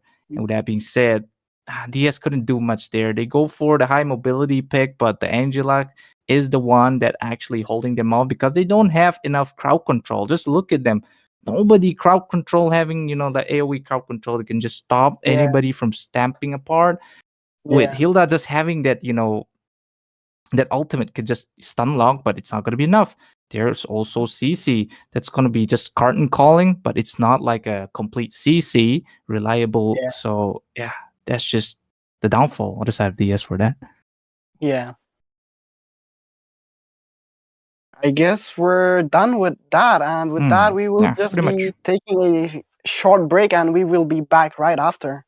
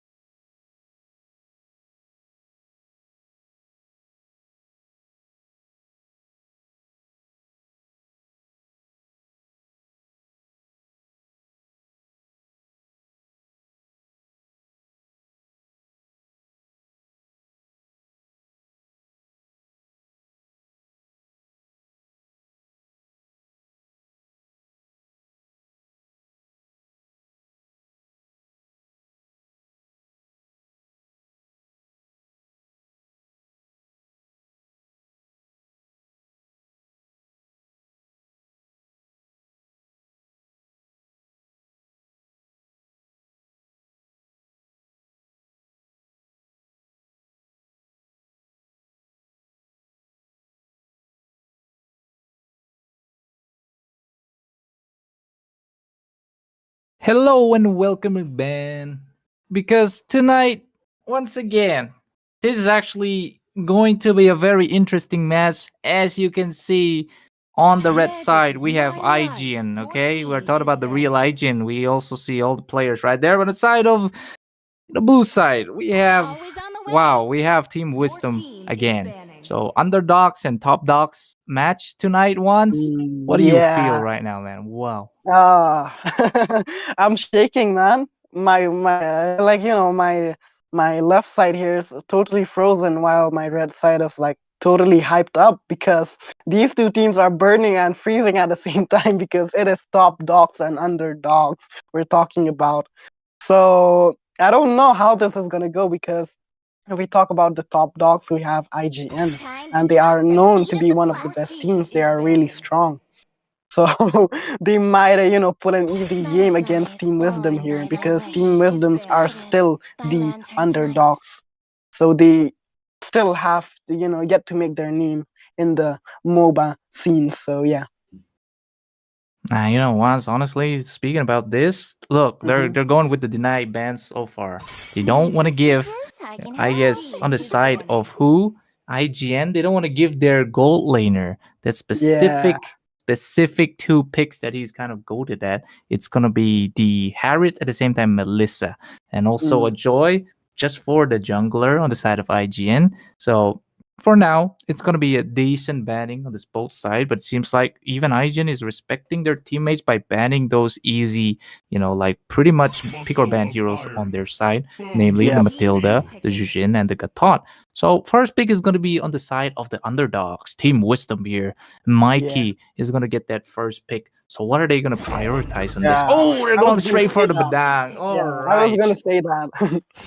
Yeah, the Badang, always if you leave him open, people are just gonna slid him right into their pockets. They're not going to give it away. But then again, here we have the Grandeur open as well. Oh my goodness, Witch here with that Grandeur will be locking onto it right Oceanic away. became a member. Even the Oceanic Hylas onto the celebrates 10 side months of of membership. IGN. Hello, Grin Grin. So Oh, damn. they have the goal lane secured. They have shown their goal lane card. So they can go off and pick away the Irritel as a counter. But then again, they are gonna What? lock that Irritel right away. I think that Okay, carry okay, being that's good. shown on the screen is just like a mere trolling. Mhm. I Looking at just the mages though. Yeah. I just hope Team Wisdom here, cook up a better draft. Instead, they're going for the poke here. Maybe a Farsa will be good enough, but not really. They want something to slow down the centaur here. But instead, Oh they're going for the no. jungle. Lucas, are we seeing a glimpse of what MPL King Kong picking the jungle Lucas here? Yeah. Because in that game, King Kong was no longer King Kong. He was Beast of Light in that game. And Team Wisdom, they're trying to pull off some kind of a move here with that Lucas Jungle. And here we have a solid EXP pick coming off from the side of IGN. We have a Phovius pick, which is a really solid pick. With that Infernal Pursuit, he will be dealing a lot of HP based damage as well as sustaining in the front line. And let's not forget about the picks that are yet to be picked and banned as well, because we are heading into the second draft of the ban, and we are seeing a Tigreal ban from the side of IGN. They are denying away those roamers that can pull up those setup, and with that, it is just going to be another ban from the side of Wisdom here. This is the real IGN we're talking about, but it seems like Zhojin and Mirio back on EXP. I'm pretty much sure there. But on the side of Team Wisdom, they don't want to give one nuisance that could be that Louis on the side of IGN because they Yes. have so much tanky heroes. Look at that. We have Zhojin Mm. on the Hylos and Mirio on the Phobias as well. And look at that the ban coming in the side of IGN. They just want to deny Team Wisdom a counter for their picks, two of their Yeah. tanky picks. That is the CC right there. Hmm. The CC ban is absolutely, commendable because the CC does so well in the EXP. With the curtain coil, as well as the yo-yo blitz, dealing a lot of burst damage. The DPS is just absolutely insane. But then again, a Valentina pick, just a Counter perfect time. counter for that Lucas. She is gonna be spamming that ultimate like there is no tomorrow, because if the Valentina copies the ultimate of the Lucas, her ultimate CD will Oh. merely be only of about 8 seconds. So we will see a lot of Valentina turning into that beast of light.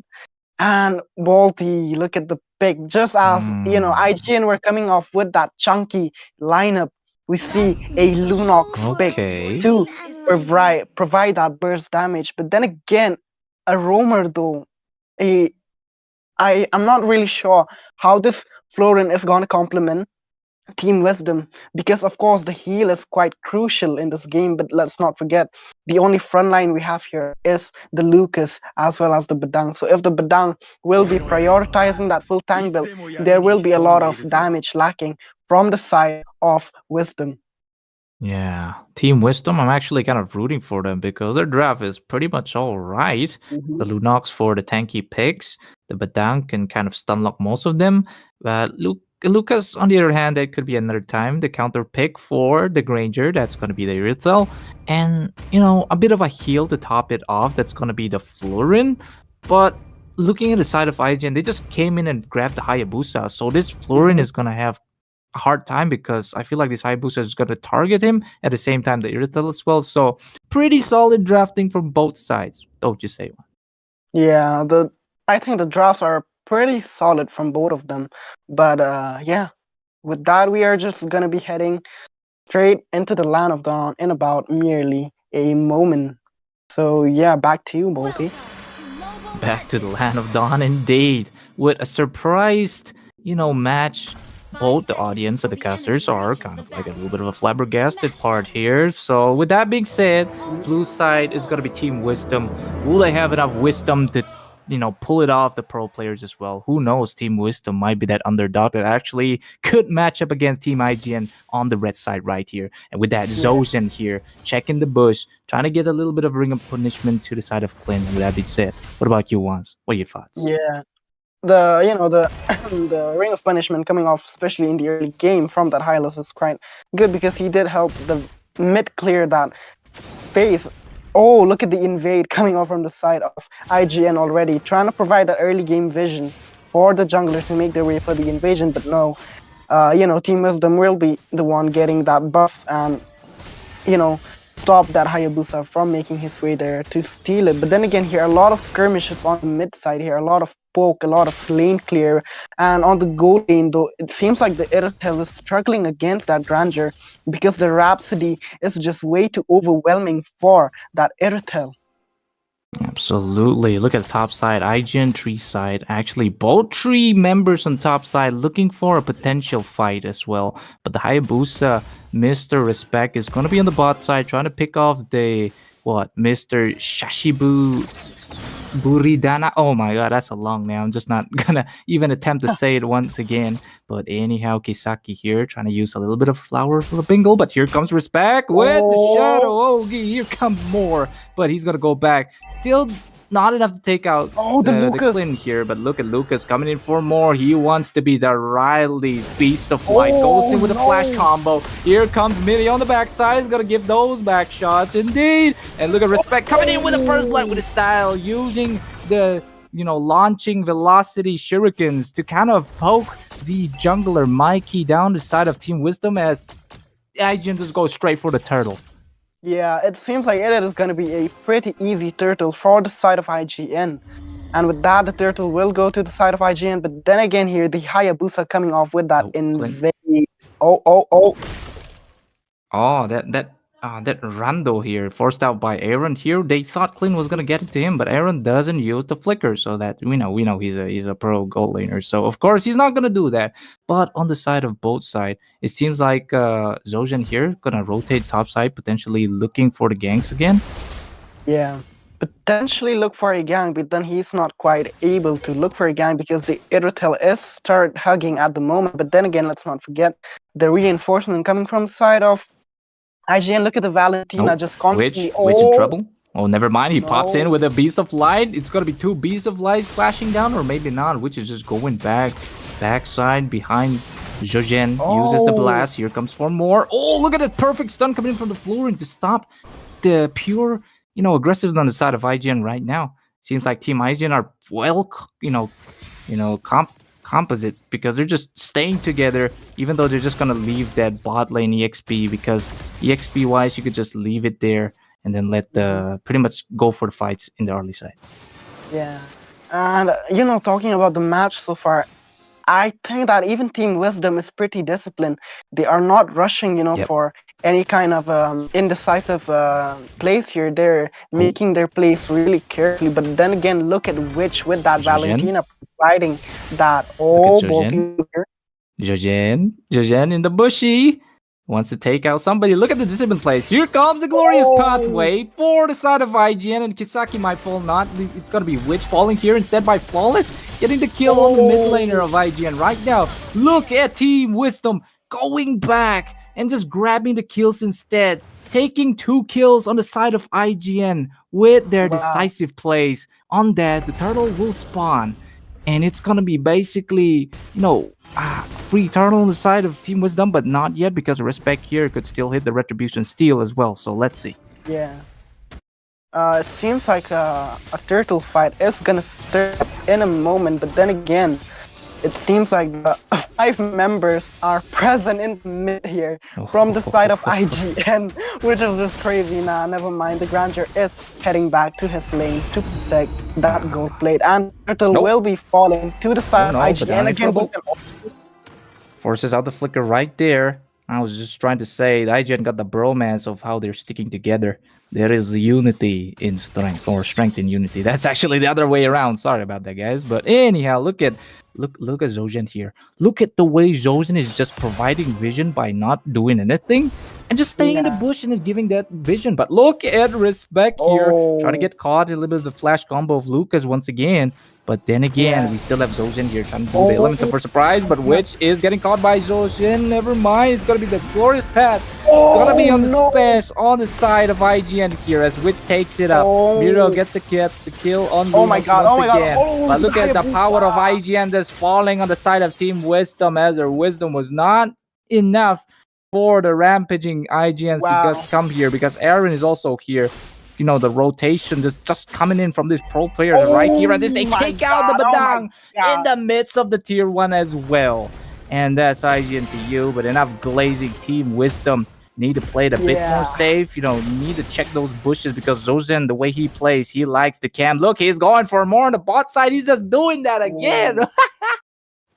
Man, the fight that is being pulled off from the side of IGN is absolutely crazy. The way, oh my goodness. Oh, another one bites the dust. Is it gonna be Mikey once again? That's Sonata falling by the creator. That is Aaron, the fist crack, trying to be pushing Witch, but Dark Shade is gonna be one to escape those pushes.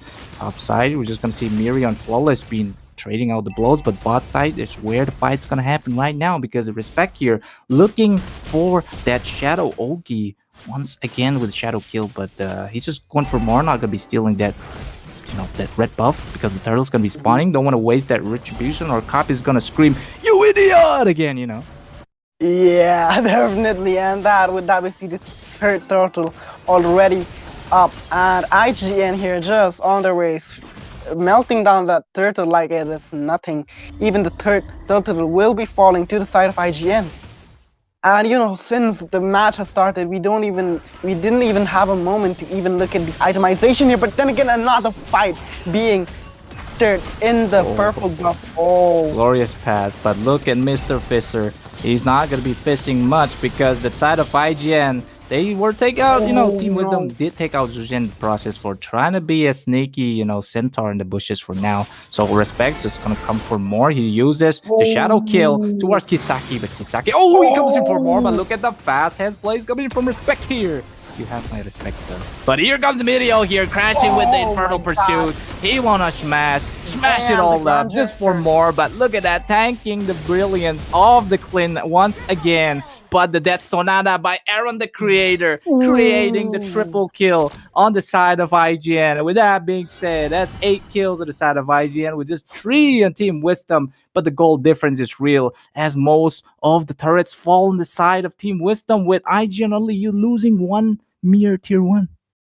Yeah, the goal difference is absolutely insane. They have like a 6.5k goal difference on their side. Even they have the objective on their side. They have 4 turrets push on the side of IGN. They've taken 4 turrets from the side of Wisdom. And if we talk about the items, we see the Grandeur being the one with the highest gold has already built 4 items, has even 30 stacks on the Sky Piercer. But then again, a lot of poke coming on from both side of the team here on the orange buff. It seems like another fight will be steering here in the mid side.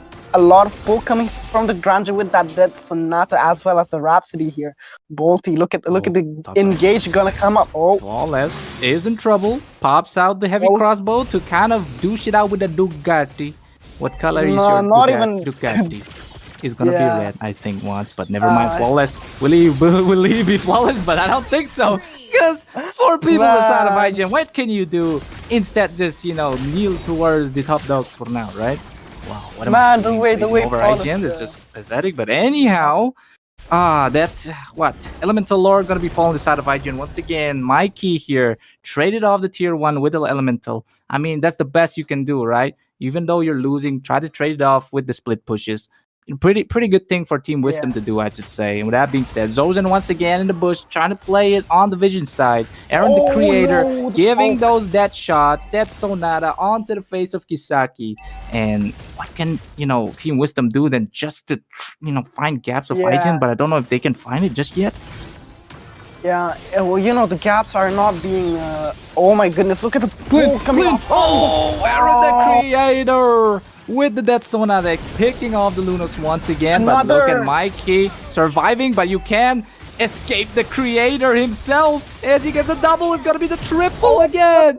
And look at that, Zozen falls, but the triple being picked up on the side of IGN. That's enough for them to just take this inhibitor. Respect goes in for the shadow kill. Double kill right there. And everybody falls on the side of Team Wisdom as IGN will triumph once again the best of 1 series in the Moba Wow. India Championship Season 1. Taking down Clint once again.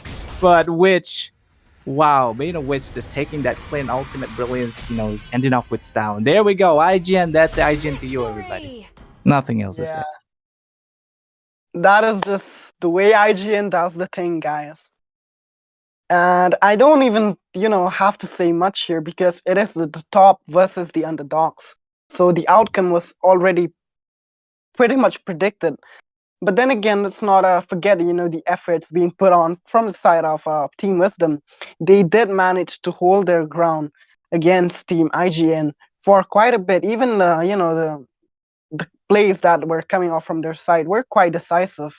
But then again, it just not enough to execute Team IGN here. So yeah, with that, I am just gonna be gonna stop whatever I'm capping here because Come on, Maz, don't do that to yourself, man. Oh my God. yeah. I mean, I this is mean, the yeah. first time. Actually, this is like the first time I'm witnessing IGN with their new lineup. That's like Mirio, Respect Witch, Aaron, and Zuzhen. So I'm actually kind of impressed the way Zuzhen plays with the high-lows. Like going into the Yeah. bush, just camping there and waiting for your teammate to clear the lanes just for that, tier 1 invasion, as they did both Indeed. on top and bot side. So they were able to secure kills as well in just like not inhibitor, but in just the vicinity of the turrets. So that's how And both pro the- player plays. Yeah. Yeah. The thing with these top teams that I like, is the way they coordinate with one another. Mhm. One is going on, the others are following up with all that they have in the pocket, in their bags. They are just, gonna trust that one who is engaging. Like we see that, there were many calls being made from the side of IGN. The Mhm. Phobias was ahead, going with the engage in the third as well. And the team was like, fine, we're gonna follow you. We're gonna take this call and we're just gonna follow you. Come right in, and it is a successful, complete, beautiful execution of that gang. And this is what the underdogs, they need to learn from the top dogs. They have to learn the coordination, to be to be reliable on one another. If the other is making a call, they have to trust that call and just go with it, because if not, then they might not even make it to the finals of this series here. Yeah, that's very much true. But props to Wisdom as well for pulling up at least like a 10-minute game against IGN. So yeah, congrats to Yeah, them as well. But the Lucas pick, it was kind of, it does have a little bit of a, an impact because he was trying to 1v5 most of the time. But yes, he also, pick up the highest grading on their side. So I mean, yeah, congrats. hmm, But Lucas being, IGN, they're just gonna pick up the Valentina to counter you, and that's what they did. And with that being yeah. said, guys, I think it's gonna be the final match for tonight. We are so thankful that you guys have been dropping out, witnessing the match. You are, greeted with the IGN match as well. So yeah, candy for your Mhm. eyes. So with that being said, it's gonna be me and Once that's gonna be hopping off for now. Maybe we'll see you guys again on the Monday, but I think tomorrow's gonna be a break anyway. So, anyways, I feel like Once might say a little bit for more and then he could close it all off. Well, I think this is it, guys, for tonight. And let us not forget the MVP of tonight. Obviously, Aaron, the creator on that grandeur, He is the performed really creator. well. Yeah, definitely the creator. He created a lot of triple kills on that game. So yeah, just wanted to highlight that MVP of the winning team here. So with that, I think it is going to be a night for tonight, and we are probably going to call it off for tonight. And we will be seeing you guys in the next round. So stay tuned. More is coming up. The top teams will be making their debut again. And as you know, we're heading straight into the finals, semifinals. We are going to see a lot of thrilling, exciting games. So, guys, stay tuned and just come up with the support we really appreciate. And with that, it is going to be me and Bolty signing off for tonight. Bye bye, guys. Good night. And don't forget to have your dinner because I'm starving. Don't forget to leave, like, subscribe, and share. Yeah, and not share anymore, but yeah, leave a like and subscribe. Bye bye.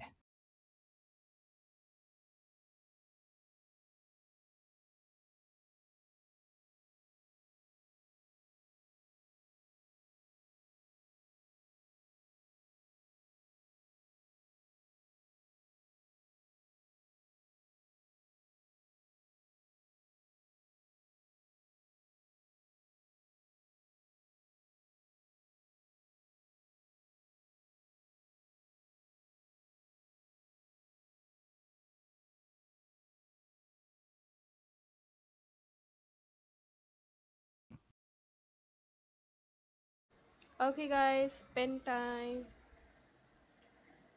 Spend time, spend time.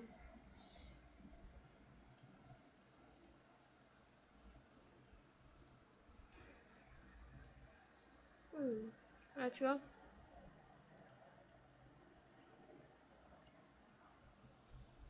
Three more spins left. Let's go.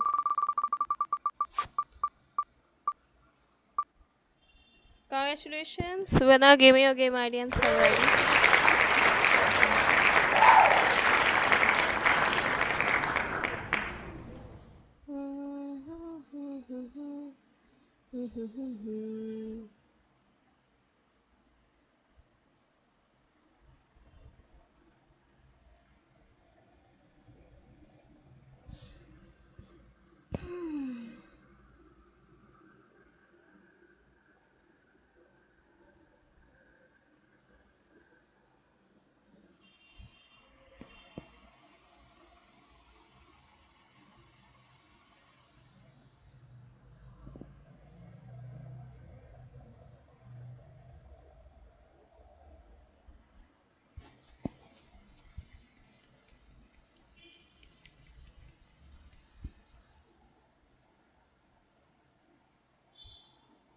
Okay, give me your game ID and server ID.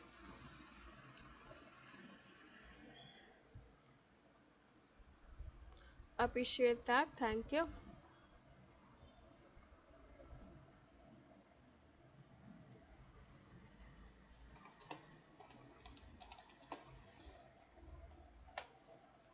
Two more spins left.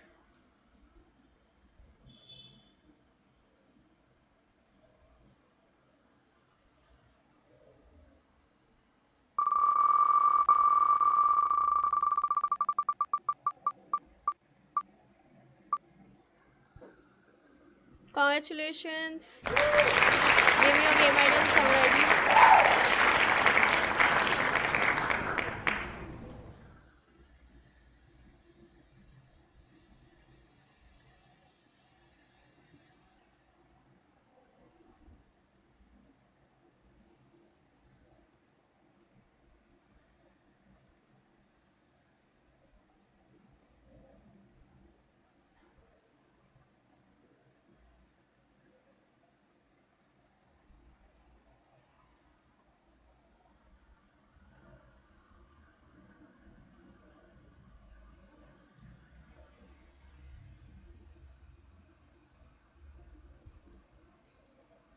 Guys मैं शायद lucky हूँ, पता है?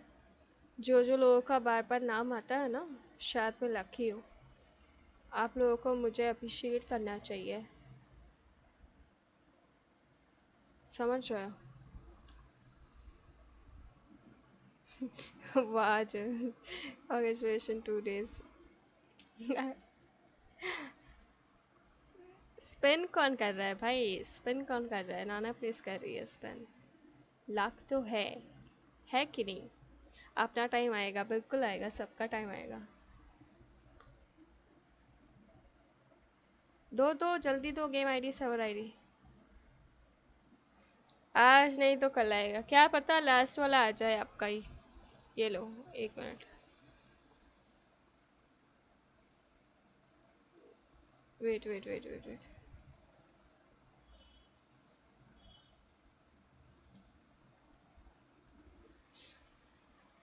अच्छा ठीक है, ये ले लेती हूँ। कौन इनवाइट कर रहा है भाई? रुक जाओ यार, खेलूंगी मैं, मेरे को 2 मिनट दे दो, ये कर लूँ यहाँ पे काम, उसके बाद खेलते हैं।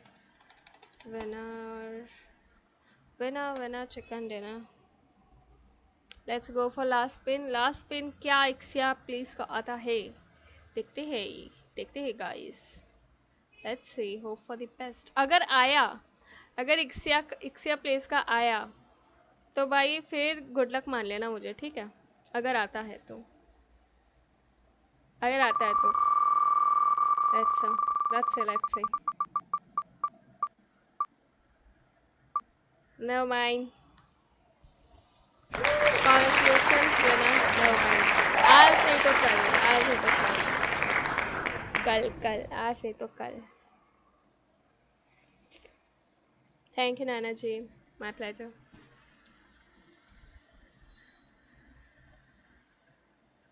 Your beauty is the luck.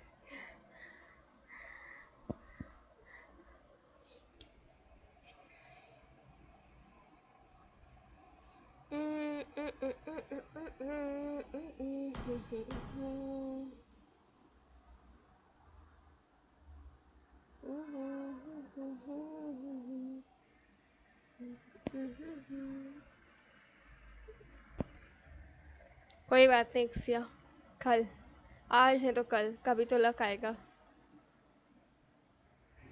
जल्दी तो गेम आईडी सर्वर आईडी। अगर ये एफ के है तो मैं रीस्पिन करूँगी, देख लो। चैट बताओ रीस्पिन क्या आ जाए, क्या ये ए एफ के है? मुझे ये बंदा ए एफ के लग रहा है, बिकॉज कोई रिस्पॉन्स नहीं है।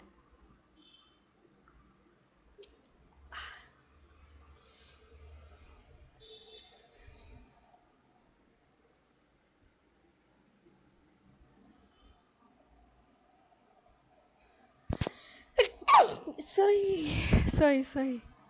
Give me your game ID and server ID. Okay.